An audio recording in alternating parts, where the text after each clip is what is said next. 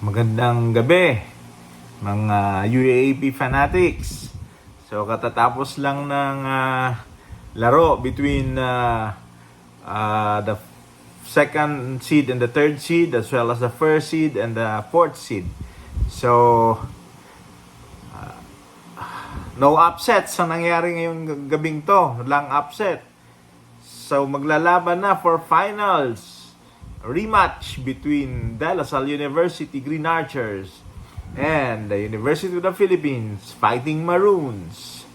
So, rematch yun kasi sila naglaban last year, no, sa Season 86 Championship, which La Salle won. So, revenge seeking ang gagawin ng UP ngayon, no, kung kakayanin nila. So, anong nangyari kanina? Sa first game, UP won over UST 78-69 behind the prowess of Harold Alarcon, no? Nagpakitang gila si Alarcon sa second half kasi 2 points lang siya sa first half. Pero pagdating ng second half, he took in and got 14 points total with the timely mid-range jump shot, no, ang nangyari. So kasi first 2 quarters dikita ng laban, no, at walang team na nakakalagpas, no, nakakalamang sa kanila. So palitan lang ng lamang, palitan lang between UST and UP. Pagdating ng third quarter, doon biglang nagpakawala ang UP ng isang matinding 21, no? 21-4 run ang ginawa ng UP, no?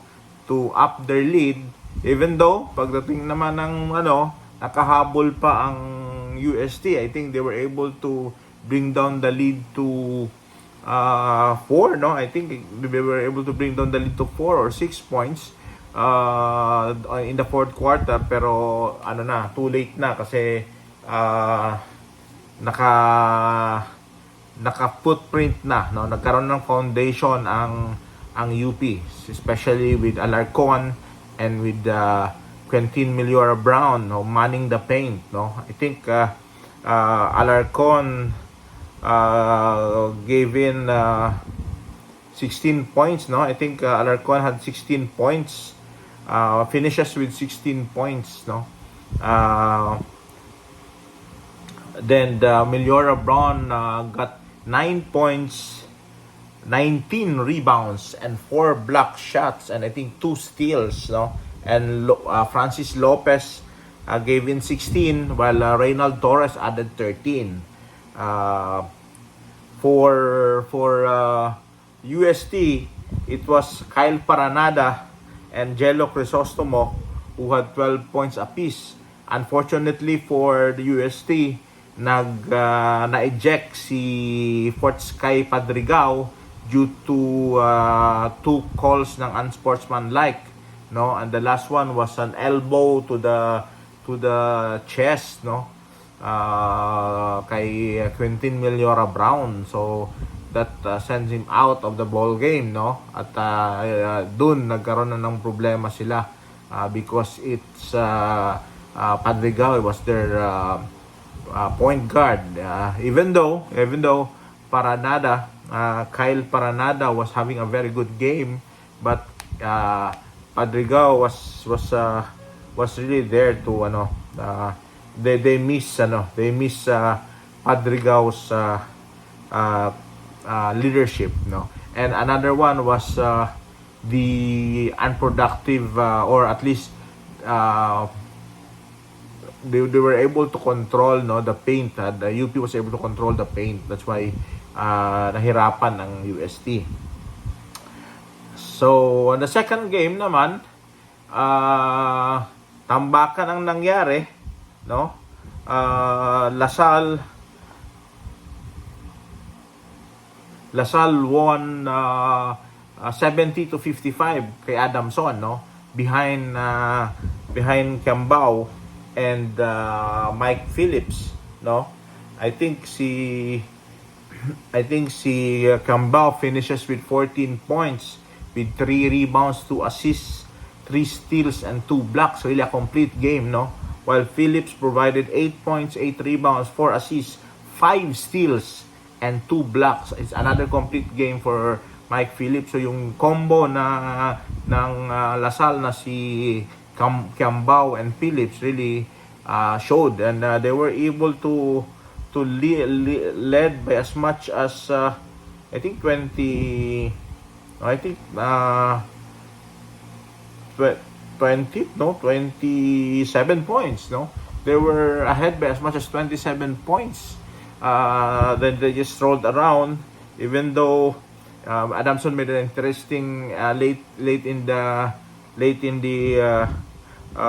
third quarter, or at least late in the third quarter with a 11-0 run, no, to down the lead to 13, no, 60-53 yon, pero 50-63, pero it was already too late for Lasal, so for the Adamson, because Lasal already was able to